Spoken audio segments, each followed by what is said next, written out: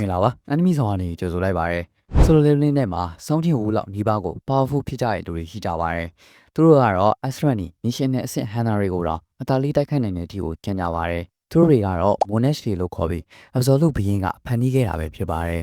Absolute ဘီရင်ဆိုတာကတော့ solo leveling ရဲ့ခေါ်တဘာတူဖြစ်ပြီးသူက Monash တွေနဲ့ ruler တွေကိုဖန်တီးပေးခဲ့တဲ့လူတွေဖြစ်ပါရယ် Monash တွေကိုတော့အမှောင်ကနေဖန်တီးခဲ့တာဖြစ်ပြီးကဘာပြတ်ကိန်းကိုယူဆောင်လာတဲ့ဖြည့်ဆည်းသမားတွေအဖြစ်ဖြည့်ရပြီးဖန်ဆီးခဲ့တာပါလူသားတွေကိုတော့အလင်းကနေဖန်တီးပြီးကာကွယ်တူတွေအဖြစ်ဖန်ဆီးခဲ့တာပဲဖြစ်ပါတယ်ဒီနေ့ဗီဒီယိုလေးမှာကတော့ solo leveling ရဲ့အကျဉ်းဆုံး feeling တွေဖြစ်ကြတဲ့ Monash တွေအကြောင်းကိုပြပြတင်ဆက်ပေးသွားမှာပဲဖြစ်ပါတယ်ဗီဒီယိုလေးမစခင် channel လေးကို subscribe လုပ်ခဲ့ပေးပြီးတော့နဲ့ video လေးနဲ့ကြည့်ပေးကြဖို့တောင်းဆိုလိုက်ပါတယ်ဗျပထမဆုံးတစ်ယောက်ကတော့လက်ကြီးရပဲဖြစ်ပါတယ်သူက ruler တွေရဲ့ဖန်ဆီးခြင်းကိုခံခဲ့ရပြီးသူ့ကို Weapon Chapter 130မှာစပြီးပွဲဦးထုတ်ခဲ့တာပဲဖြစ်ပါတယ်လေးချင်မြောက် Jericho Raid အပြီးလာပေါင်းများစွာကြာမှာလူလာတွေကလေဂီယာကိုတိုဂျိုက Astral Gate ရဲ့ boss ဖြစ်လာစေခဲ့ပါတယ်။ဒီမှာပဲသူကခြေဦးနဲ့စပြီးရင်ဆိုင်ခဲ့ရပါတယ်။လေဂီယာကတော့ပြန်လည်လွတ်လပ်တော့မယ်ဆိုတဲ့မျှော်လင့်ချက်နဲ့မကြခင်မှာလာမယ့်တိုက်ပွဲမှာဂျင်ဦးဘက်ကနေတိုက်ခတ်ဖို့အတွက်ခရီးပေးခဲ့ပါတယ်။ဂျင်ဦးကတော့မြုံကြည်တာကြောင့်လေဂီယာဟာနှစ်ပတ်စလုံးလေလို့မရတဲ့ spell ခုကိုတုံ့ပြခဲ့ပါတယ်။ဒါပေမဲ့လည်းဂျင်ဦးကတော့သူ့ရဲ့အရေးစတာဖြစ်လာဖို့ပြောခဲ့ပါတယ်။ဒီတစ်ခါမှာကတော့လေဂီယ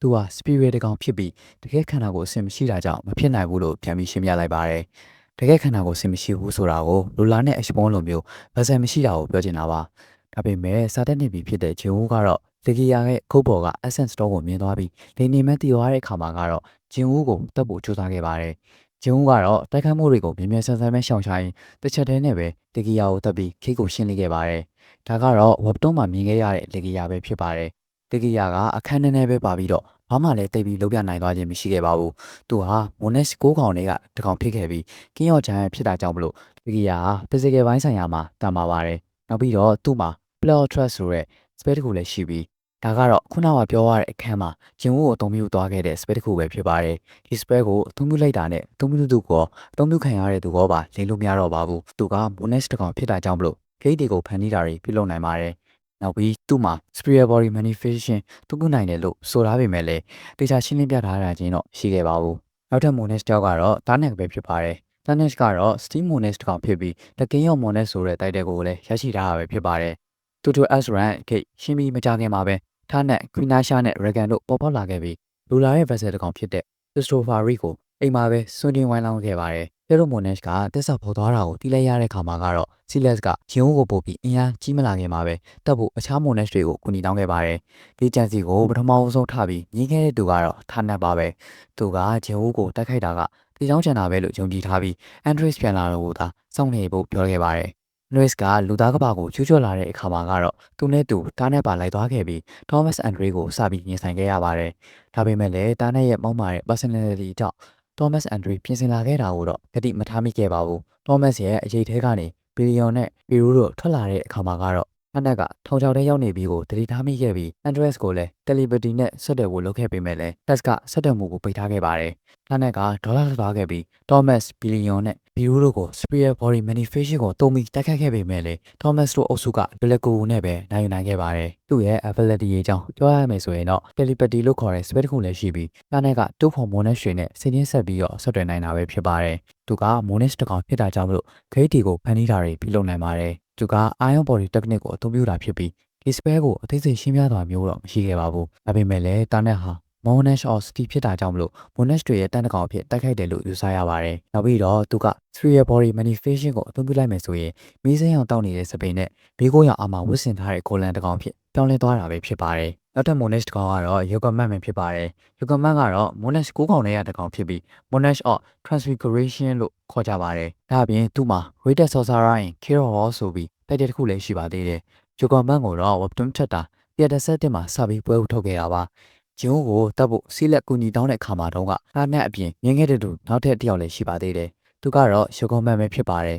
။ကျောင်းရင်းကတော့သူဟာဘာရန်ကကြမလိုမျိုးချုံတွေးရမှာကိုစိုးရင်လိုပဲဖြစ်ပါတယ်။ဒါပေမဲ့လည်းဂျင်ကသူ့နောက်ကိုလိုက်လာတဲ့ Monash 3ကောင်ကိုတက်ခဲ့ပြီးတဲ့နောက်မှာတော့ရှုကုံမန်လည်းဒီဘက်တွေကိုဝင်ချမ်းဖို့ဖြစ်လာခဲ့ရပါတော့တယ်။ Andres ကလူသားကဘာကိုချွတ်ရွတ်လာတဲ့အခါမှာကတော့ဂျိုကွန်မန်လည်းပါဝင်လာခဲ့ရပြီးဂျုံဦးကိုတိုက်ခိုက်တဲ့နေရာတွေမှာကူညီပေးခဲ့ပါတယ်။ဂျိုကွန်မန်ကနောက်ွယ်ကနေမေးတွက်နိုင်တဲ့ပေါ်တယ်တွေကိုဖန်တီးခဲ့ပြီးငကားစစ်တီအကောင်လုံးကိုစမိုးနိုင်ခဲ့ပါတယ်။ဒါပေမဲ့လည်းဂျိုဦးက Dragon Fear ဆိုတဲ့ ability ကိုအသုံးပြုခဲ့ပြီး ယူကွန်မတ်အပါဝင်အန်ဒရစ်ရဲ့ငကားစစ်တပ်ကိုပါရပ်တန့်စေခဲ့ပါတယ်။ပြီးမှသာဂျင်ဝူက Shadow 18 spell ကိုအသုံးပြုခဲ့ပြီး Madras ကိုပါခေါ်ရင်းနဲ့ဂျပန်နိုင်ငံကျွန်းတဲ့ကျုံးပေါ်ကို teleport လုပ်သွားခဲ့တာပဲဖြစ်ပါတယ်။သူ့ရဲ့ ability အကြောင်းပြောရမယ်ဆိုရင်တော့ levitation လို့ခေါ်တဲ့ spell တစ်ခုလည်းရှိပြီးယူကွန်မတ်ဟာလေထဲမှာစိတ်ကြိုက်ပြန်တတ်နိုင်အောင်ပါပဲဖြစ်ပါတယ်။နောက်ပြီးသူက Monash တစ်ကောင်ဖြစ်တာကြောင့်မလို့ gate တွေကိုဖန်တီးတာတွေပြုလုပ်နိုင်ပါတယ်။သူကခန်းရောင် gate တွေကိုရေအတွက်အကန့်အသတ်မရှိဖန်တီးနိုင်ပြီးကဘာတွေကြား teleport လုပ်နိုင်ပြီးမကောင်းဆိုးဝါးတွေကိုလည်းစမောနိုင်ပါသေးတယ်။သူက spirit body manifestation ကိုအသုံးပြုနိုင်တယ်ဆိုပေမဲ့လည်းတေချာရှင်းပြထားခြင်းတော့မရှိခဲ့ပါဘူး။နောက်ထပ်တစ်ယောက်ကတော့ Kuresha ပဲဖြစ်ပါတယ်။ Kuresha ကတော့ Monarch of Blade ဖြစ်ပြီး Queen of the Ace တိုက်တဲ့နဲ့ chapter 140မှာစာပြီးပွဲဦးထုတ်ခဲ့တာပဲဖြစ်ပါတယ်။ဂျင်ဝူကို3ယောက်တိုက်ခဲ့တဲ့ပတ်ထဲမှာ Kuresha ကအပါဝင်ပဲဖြစ်ပါတယ်။သူ့ရဲ့ ability အကြောင်းပြောရမယ်ဆိုရင်တော့Kuresha က physical strength မှာတော်တော်လေးတန်မာတဲ့သူတို့လည်းဖြစ်ပြီး webdom မှာလည်းဂျင်ဝူကိုတွေ့ထောင်အောင်ထိုးနိုင်တယ်လို့ဘီရူးကိုလည်းလက်ပလာနဲ့ချုပ်ပြခဲ့ပါတယ်။ Kuresha မှာ mana manipulation လို့ခေါ်တဲ့ spell ကိုရှိပြီးသူ့ရဲ့လက်ထဲကနေစိတ်ရောင်ကြီးတွေထုတ်ပြီး mana ကို manipulate လုပ်နိုင်ပါတယ်။နောက်ထပ် spell တစ်ခုကတော့ Venom Enjoyment လို့ခေါ်ပြီးသူမဟာခန္ဓာကိုယ်ကနေအရန်ပြင်းတဲ့အစိတ်တွေကိုထုတ်လွှတ်နိုင်ပါတယ်။သူ့ရဲ့နောက်ထပ် spell တစ်ခုကတော့ Necromancy လို့ခေါ်ပြီးသူမကနှိမ့်ဆက်ကဘာကောင်တွေကိုအသုံးပြုပြီးလူတွေကောင်တွေကိုထိန်းချုပ်ရင်းနဲ့ပဲရန်သူတွေကိုတိုက်ခိုက်နိုင်ပါတယ်။ Kuresha ကခန္ဓာကိုယ်ကတန်ရာတွေကိုချက်ချင်းဆိုသလိုပြန်ကောင်းအောင်ကုနိုင်ပါတယ်။ဂျင်ဝူကသူမရဲ့ခန္ဓာကိုယ်ကိုနှစ်ချမ်းဖြစ်အောင်လုပ်လိုက်တဲ့အခါမှာဒီ ability ကြောင့်စက္ကန့်ပိုင်းတွင်းမှာအကုန်လုံးပြန်ကောင်းသွားခဲ့ပါတယ်။ဒါပေမဲ့ဒီ ability မှာကလည်းကန့်တဲ့ချက်တော့ရှိပါသေးတယ်။ဂျင်ဝူကသူမရဲ့ခန္ဓာကိုယ်ကိုနှစ်ချမ်းမပိုင်းတော့ပဲပိုင်းဖြစ်အောင်လုပ်လိုက်တဲ့အခါမှာကတော့ပြန်ပြီး regenerate မလုပ်နိုင်တော့ပါဘူး။သူမက Monash တစ်ကောင်ဖြစ်တာကြောင့်မလို့ပဲ gate တွေကိုဖန်တီးတာတွေလုပ်နိုင်ပါတယ်။သူက spirit body manifestation ကိုအသုံးပြုနိုင်တာဖြစ်ပြီးကြောကနေ insert ပိုင်းတွေအများကြီးထွက်လာတဲ့ monster တစ်ကောင်ဖြစ်ပြောင်းလဲသွားတာပဲဖြစ်ပါတယ်။နောက်ထပ်9ယောက်မြောက် Monash ကတော့ Silas ပဲဖြစ်ပါတယ်။ Silas ကတော့ Chaos Snowflow ဖြစ်ပြီး Frost Monash တစ်ကောင်လည်းဖြစ်ပါတယ်။ Silas ကိုတော့ Solo Leveling Season 2 Enemy ထဲမှာ Rakan နဲ့တူမြင်တွေ့ခဲ့ပြီးပဲဖြစ်ပါတယ်။ Monash War Ice မှာ Silas က Rulari ရဲ့ vessel 9ယောက်ထဲကတစ်ယောက်ဖြစ်တဲ့ကိုကန်ကြီးစီတွားရောက်ခဲ့ပြီးကိုရီးယားနိုင်ငံရဲ့သူ့ရုံးခန်းမှာတင်တပ်ပစ်ခဲ့ပါတယ်။လို့ဆိုပေမဲ့လည်း Silas က Chaos War ကိုမပြန်ခင်အချိန်တွင်းမှာပဲ Shadow 8 chain ကိုအသုံးပြုပြီးကိုရီးယားကိုပြန်လာတဲ့စောင်းကျင်ဦးနဲ့တွေ့တွေ့ခဲ့ပါတယ်။ဂျင်ဝူက Shadow Monash ရဲ့ vessel ဆိုတာကိုသဘောပေါက်သွားပြီးတဲ့နောက်မှာ Silas ကကိုကန်ဟီးစီကိုရေခဲလက်နေနဲ့ထပ်ပြီးပြစ်ပေါက်ပြီးတော့ပေါ်တန်နဲ့ထွက်ပြေးလာခဲ့ပါတယ်။ Shadow Monash နဲ့ရှင်နန်နဲ့တဦးတည်းတော့သူကတော့ Entries ပါပဲ။ဒါကိုနားလေတဲ့ Silas ဟာဂျင်ဝူကိုမရှင်းနိုင်ရင်ဘူလာရီနဲ့တိုက်ပွဲမှာရှုံးသွားမယ်ဆိုတာကိုသဘောပေါက်နေခဲ့ပါတယ်။ဒါကြောင့်ပဲအခြား Monash တွေနဲ့အတူဂျင်ဝူကိုတက်ဖို့တိုင်ပင်ခဲ့ကြပါတယ်။ Kuresha, Rakan နဲ့ Silas တို့ဟာ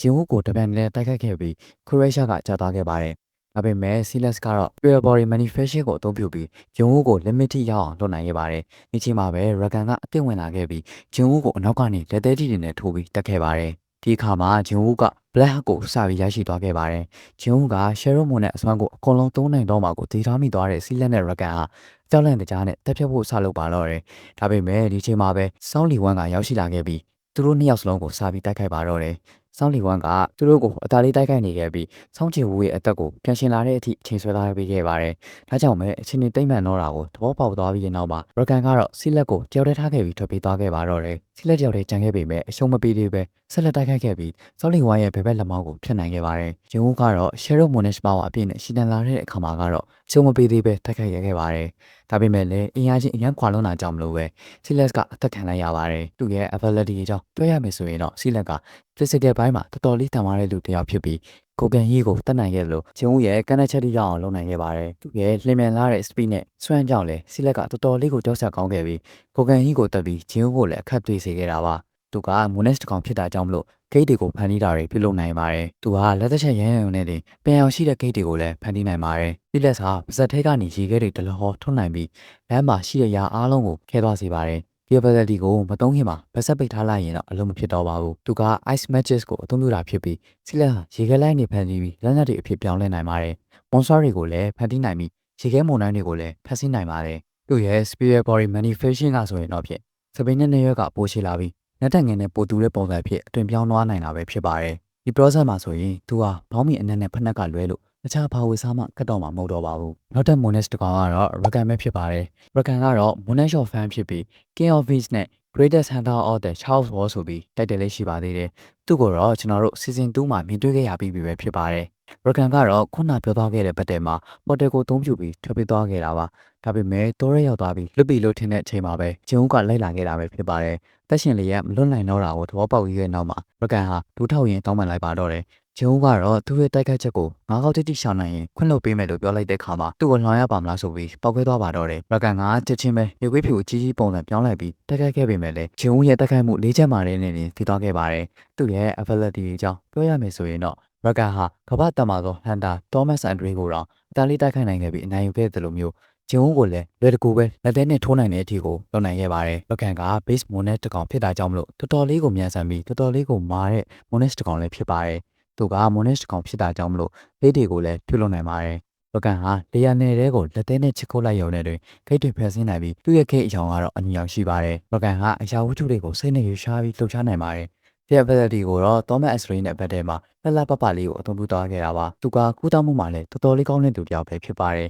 ။သူကဂျေုံနဲ့ဘက်ထဲမှာတော့ဘယ်ဘက်လက်ပြတ်သွားပြီမဲ့လည်းချက်ချင်းကြီးပါပဲပြန်ကောင်းသွားခဲ့ပါတယ်။ဒါပေမဲ့ဒါကလည်းအခန့်အသတ်နေပါပဲဂျိုးကသူ့ကိုတောထဲမှာသိစင်းနဲ့နောက်တဲ့ထိကိုထိုးချက်တွေနဲ့ဆုံးသက်လိုက်တဲ့ခါမှာကတော့သူ့ရဲ့တက်ကိုမကယ်နိုင်တော့ပါဘူးသူ့ရဲ့ spirit body manifestation ကတော့ရကန်ဟာတော်တော်လေးကြီးမားတဲ့အရွယ်မြေခွေးကြီးအဖြစ်အသွင်ပြောင်းသွားတာပဲဖြစ်ပါတယ်။ပြင်တောင်ပြောရမယ်ဆိုရင်ဗဂျုံမို့လို့ပဲတဲ့စိတ်ပိုင်းကိုတိုးတိုးပြောင်းလဲလို့ရတာပဲဖြစ်ပါတယ်။နောက်ထပ် Monash တကောင်ကတော့ Baran ပဲဖြစ်ပါတယ်။ Baran ကိုတော့ Monash of White Flame လို့ခေါ်ပြီးအင်းအော်ဒီမိုဆိုတဲ့ဂုံပုတ်လေးရှိပါတယ်။Absolute ဘီရင်က Monash နဲ့ Ula ဆိုပြီးစပြီးဖန်တီးခဲ့တဲ့အချိန်ကစပြီး Ula တွေကိုတိုက်ခိုက်ခဲ့တဲ့လူတစ်ယောက်လည်းဖြစ်ပါတယ်။တပွဲကအချင်းကြလေးလေး Andres ကလည်း Shadow Monash ရဲ့အစမန်တွေကိုပူပြီးစိုးရင်လာလေးပဲဖြစ်ခဲ့ပါတယ်။ဒါကြောင့်မလို့ Shadow Monash ကိုတိုက်ခိုက်ဖို့အတွက် Monash နှစ်ကောင်ကိုဆေးလွတ်ခဲ့ပါတယ်။ဒီ Monash နှစ်ကောင်ကတော့ Baran နဲ့ Rakan ပဲဖြစ်ပါတယ်။ H1 ဟာ Ruler ပေါင်းရာကျော်ကိုတက်ပြီးတဲ့ချိန်မှာ Baran နဲ့ Rakan တို့ဟာလာပြီးတိုက်ခိုက်ခဲ့ကြပါတယ်။ဒါပေမဲ့အစွမ်းအားဖြင့်အရန်ကွာခြားတာကြောင့်မလို့ H1 ဟာမြောက်စလုံးကိုရေးရေးဆက်ဆက်တိုက်ခိုက်ခဲ့ပြီး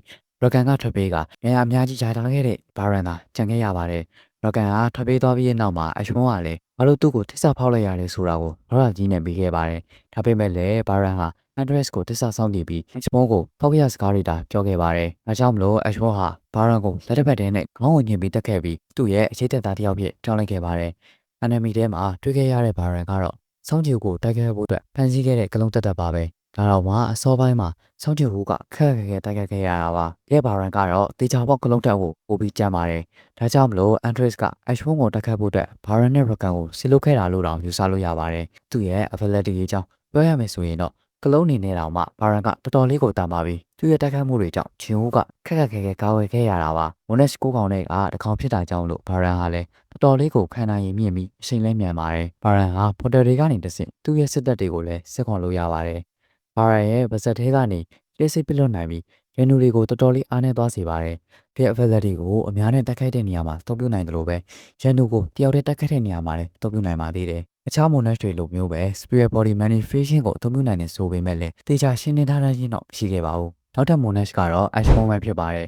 ။ H1 ကတော့ခုနကပြောခဲ့တဲ့အတိုင်း Shadow Monash တကောင်ပဲဖြစ်ပြီး King of the Dead ဆိုတဲ့ဂုံပုတ်လေးရှိပါတယ်။ဒါအပြင်သူဟာ Ruler လေးဖြစ်ခဲ့ပို့ပြီး Ruler ဘောမှာတော့ကလည်း Greatest Fragment of Valiant Light ဆိုတဲ့ title လေးရှိပြီးသူတို့အားလုံးထဲမှာလည်းအတန်မာဆုံးဖြစ်ပါတယ်။သူเจ้าတွေကလည်းအပေါ်မှာပြောပြခဲ့ပြီးသွားပြီဆိုပေမဲ့လည်းအနေချင်းဆက်ပြောပြပေးသွားပါမယ်။သူဟာထွက်ပြေးသွားတဲ့ Rakan ကိုတစားချီကိုဆုံးဖြတ်ပြီးတိုက်ပွဲကနေထွက်လာပြီးတော့ Shadow Army ကိုပြန်ပြီးတိစောက်ဖို့အတွက်ပုံမှန်နေခဲ့ပါတယ်။ Monash 3ကောင်တပြိုင်နက်တည်းထွက်သွားတာကြောင့်မလို့ကျန်တဲ့ Monash တွေကလည်းပုံခုန်နေခဲ့ကြပါတော့တယ်။ဒါပေမဲ့လည်းအကြောင်းရင်းတစ်ခုကြောင့် H1 ဟာ Monash တွေစီကိုပြန်လာခဲ့ပြီးသူတို့တွေကအချမ်းဆုံးဖြစ်တဲ့ Andres ကလည်းပျော်ပျော်ရွှင်ရွှင်နဲ့ပဲလက်ခံပေးခဲ့ပါတယ်။ရာစုနှစ်ပေါင်းများစွာကြာခဲ့ပြီး Monash တွေကလူသားတွေကဘာကိုစပြီးတိုက်ခိုက်ခဲ့တဲ့အခါမှာ H1 ကလည်းပါခဲ့ပါတယ်။အကြောင်းရင်းကတော့သူဟာဒီ Chaos ကဘာနဲ့မဆိုင်တလို့ခံစားရတာကြောင့်မလို့သူနဲ့တက်ဆိုင်မဲ့နေရာကိုရှာချင်ခဲ့တာကြောင့်မှအချိန်ထဲမှာပဲသူဟာလက်ခံဖို့တင့်တော်မဲ့လူသားဖက်ဆယ်တယောက်ကိုရှာဖွေနေခဲ့ပါတယ်။ဒီချိန်မှာပဲ Kandigaru ကသူ့ကို immoral ဖြစ်အောင်လုပ်ပေးဖို့အပြန်အလှန်တောင်းဆိုခဲ့ပြီး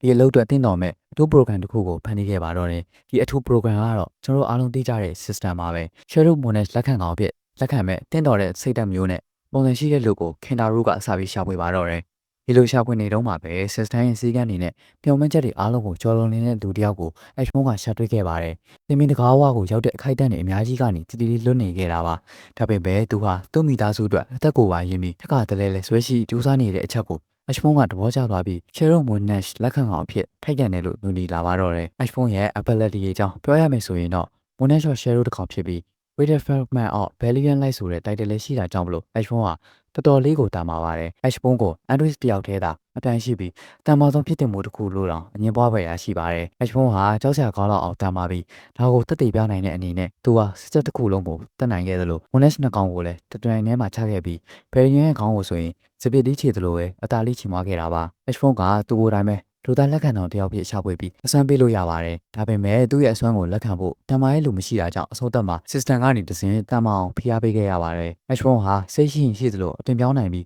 းသူများနဲ့တပုံစံနဲ့တူအောင်လဲသင်ပြောင်းနိုင်ပါတယ်။သူက Monash တကောင်ဖြစ်တာကြောင့်မလို့ဂိတ်တွေကိုဖန်တီးတာတွေပြုလုပ်နိုင်ပါတယ်။ Shadow Monash တကောင်ဖြစ်တာကြောင့်မလို့ Ash ဖုန်းဟာအရေးနဲ့အမှောင်ကိုချက်တူထိချုံနိုင်တယ်လို့သူလိုချင်တဲ့လက်နဲ့အဝယ်စားတွေဖြစ်လဲဖန်တီးယူနိုင်ပါတယ်။ Ash ဖုန်းဟာ Telekinesis ကိုအသုံးပြုပြီးအရာပထုတွေကိုလည်းရွှေ့ရှားနိုင်ပါတယ်။သူ့ရဲ့ Ruler Authority ကကျန်းနှလုံးသားကြောင့်မလို့ဘာရန်တောင်မှတောင်းခံနိုင်ပါဘူး။ Ash ဖုန်းဟာရန်သူရဲ့အလောင်းကနေရိတ်တွေဆွဲယူနိုင်ပြီး Shadow Army တွေကိုထည့်သွင်းလို့ရပါတယ်။သူ့ရဲ့အရေးစစ်သားတွေကိုပေါ်တယ်လူမျိုးအသုံးပြုပြီးတယ်လီပို့လည်းလုပ်နိုင်ပါသေးတယ်။သူဟာရေးစစ်သားတွေကို story ထဲမှာထည့်ထားနိုင်တယ်လို့မျိုးပဲသူတို့ရဲ့အမြင်အကြစားတဲ့အာယုံတွေကိုလည်းတည်နိုင်ပါသေးတယ်။သူ့မှာ Monash Domain လို့ခေါ်တဲ့ space တစ်ခုလည်းရှိပြီး Ash ဖုန်းဟာတိုက်ပွဲမှာရှိတဲ့ရေးစစ်သားတွေကို90%ထိတန်မာမှုကို buff ပေးလိုက်တာပဲဖြစ်ပါတယ်။ဒါကတော့ Shadow Monash ဖြစ်တဲ့ Ash ဖုန်းရဲ့အကြောင်းနဲ့အစွမ်းတွေပဲဖြစ်ပါတယ်။နောက်ဆုံး Monash ကတော့ Android ပဲဖြစ်ပါတယ်။ Android ကိုတော့ Monash Distraction လို့ခေါ်ပြီး6កောင်ထဲမှာအသက်ကြီးဆုံးနဲ့အကျန်းဆုံးပါပဲ။ဒါအပြင် King of Dragon ဆိုတဲ့ခွန်ပုတ်လည်းရှိပြီး Solo Leveling ရဲ့နောက်ဆုံးဗီလိမ်ပဲဖြစ်ပါတယ်။သူ့ကိုတော့ Chapter 163မှာစာပြီးပွဲဦးထုတ်ခဲ့တာပါ။ဂျုံဦးကကိုရီးယားမှာ Monash 3កောင်ကိုတတ်ခဲ့ပြီးဆိုတဲ့သတင်းကိုရရှိပြီးရဲ့နောက်မှာကနေဒါရဲ့ Astran Gate ကနေတဆင့်သူသွားကဘာကိုဝင်ရောက်ခဲ့ပါတယ်။အဲဒီမှာကနေ Astran Hunter ဂျေးမိုင်းနဲ့တွေ့ခဲ့ပြီးဂျင်းဦးမရှိတာကြောင့် Pre-attack ဆိုတဲ့ spell တစ်ခုကိုအသုံးပြုပြီးပြချခဲ့ပြီးရဲ့နောက်မှာငကားတွေကိုလည်းမြင်သမျှဖျက်ဆီးပစ်ဖို့အတွက်အမိန့်ပေးခဲ့ပါတော့တယ်။ဒါပေမဲ့လည်း Shadow Monash မရောက်လာခဲ့တာကြောင့်ဒီတိုင်းပြန်သွားခဲ့ရပါတော့တယ်။ဂျင်းဦးပေါ်လာတဲ့အချိန်မှာဒါ Android ကမရေတွက်နိုင်တဲ့ငကားတွေအများကြီးအသုံးပြုပြီးဝိုင်းပြီးတိုက်ခိုက်ခဲ့ပါတယ်။ဒါပေမဲ့ဂျင်းဦးက Dragon Fear Scale ကိုအသုံးပြုပြီးယိုဂုံမောအပါဝင်ငကားအားလုံးကိုပြလုပ်နိုင်အောင်ဖြစ်သွားစေခဲ့ပါတယ်။ပြီးမှ Shadow 8 chain ကိုအသုံးပြုက Android နဲ့အတူဂျပန်နိုင်ငံကချုံတစ်ခုကိုတယ်လီပို့လုပ်သွားခဲ့ပါတယ်။သူတို့နေရာကိုစတင်တိုက်ခတ်ခဲ့ပြီးဂျင်းဝန်းရဲ့တိုက်ခိုက်မှုတွေကတိတ်ပြီးအရာမရောက်ခဲ့ပါဘူး။ဒါပေမဲ့လည်းအကွက်ချတဲ့ပုံကိုသဘောကျပြီး offer တစ်ခုလုပ်ခဲ့ပါတယ်။ဒီ offer ကတော့ဂျင်းဝန်းသာသူ့ဘက်ကနေဝင်ပြီးလူလာတွေကိုတိုက်ခိုက်ပြီးရင်လူသားမျိုးနွယ်တွေကိုမျိုးတော့အောင်မလုပ်ပဲချမ်းသာပေးမယ်ဆိုတာပါပဲ။ဒါပေမဲ့ဂျင်းဝန်းကညှို့ဆွလိုက်ပြီးဆက်ပြီးတိုက်ခိုက်ခဲ့ပါတယ်။နောက်ဆုံးတော့ဂျင်းဝန်းကသူ့ဖေရဲ့အထူးတစ်မြောက်ကိုအသုံးပြုနိုင်သွားတာကြောင့် Android ဟာ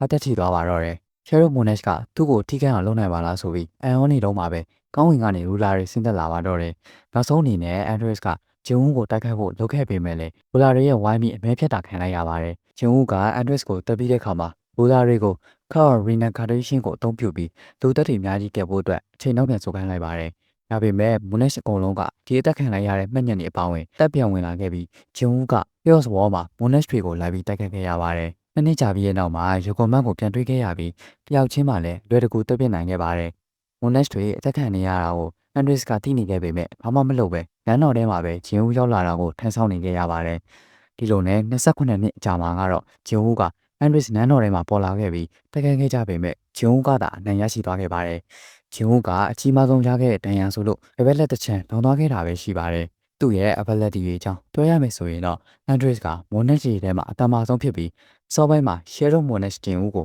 လွယ်တကူပဲတိုက်ခိုက်ခဲ့တာကိုမြင်တွေ့ခဲ့ရမှာပါ။ Android ကစောင်းကျင်ဦးတိုက်ခိုက်တဲ့မြောက်ကိုရှောင်းလန်းနိုင်တဲ့အထိကိုမြန်ဆန်ပြီးတိုက်ခိုက်မှုတွေကိုလည်းတော်တော်လေးခံနိုင်ခဲ့ပါတယ်။သူ့မှာ shape shifting လို့ခေါ်တဲ့ spell ကိုလည်းရှိပြီး Android ကလိုချင်တဲ့ပုံစံကိုလိုသလိုပြောင်းလဲနိုင်ပါတယ်။သူက Monash တစ်ကောင်ဖြစ်တာကြောင့်မလို့ gate တွေကိုလည်းဖန်တီးနိုင်ပါတယ်။ Android က Monash တွေနဲ့စိတ်ရင်းဆက်ပြီးစွတ်တက်လည်းလုပ်နိုင်ပါသေးတယ်။သူ့မှာ Dragon Fears လို့ခေါ်တဲ့ spell ကိုလည်းရှိပြီးသူ့ထက်အားနည်းတဲ့လူတွေကိုကြောက်ရွံ့ထိတ်လန့်သွားအောင်လုပ်နိုင်တဲ့ mana တစ်ခုကိုထုတ်လွှတ်နိုင်ပါတယ်။ Android ကဇက်ထဲကနေမီးတွေထုတ်လွှတ်နိုင်ပြီးဒီမီးကနေရမ်းပြင်းတာကြောင့်ဒါမဲ့ Astran တစ်ကောင်ဆိုရင်ကြာကြာသွားစေပြီးဂျင်းဦးနဲ့ဘတ်တဲမှာလည်းမီးထိမဲ့ရိတ်သက်သားတွေကထာဝရပြောက်ပြတ်သွားစေခဲ့ပါတယ်။ Android ကမီးမော်ကိုအသုံးပြုတဲ့နေရာမှာတစ်ဖက်ကန်းကအကျွမ်းကျင်သူလည်းဖြစ်ပါတယ်။လက်ချောင်းကနေမီးနှဲငယ်ဖမ်းဆီးပြီးရမ်းလန်းယုံနေတဲ့ပောက်ကွဲမှုကြီးဖြစ်သွားစေတဲ့အထိကိုကြမ်းတမ်းပါတယ်။ Android ကအနီရောင်မျက်လုံးတွေနဲ့ဂျိုတွေရှိတဲ့အနီရောင်ငကားကြီးပုံစံဖြစ်ပြောင်းလဲနိုင်ပါတယ်။သူကငကားတစ်ပိုင်းလူတစ်ပိုင်းဖြစ်ပြောင်းလဲနိုင်ပြီးဒီလိုမျိုး hybrid form ဖြစ်ပြောင်းလဲတဲ့အချိန်မှာဆိုရင်သူ့ရဲ့မျက်လုံးကဝင်မျက်လုံးပုံစံဖြစ်လာပြီးအာမာတွေကလည်းအမြင်ရဆိုရင်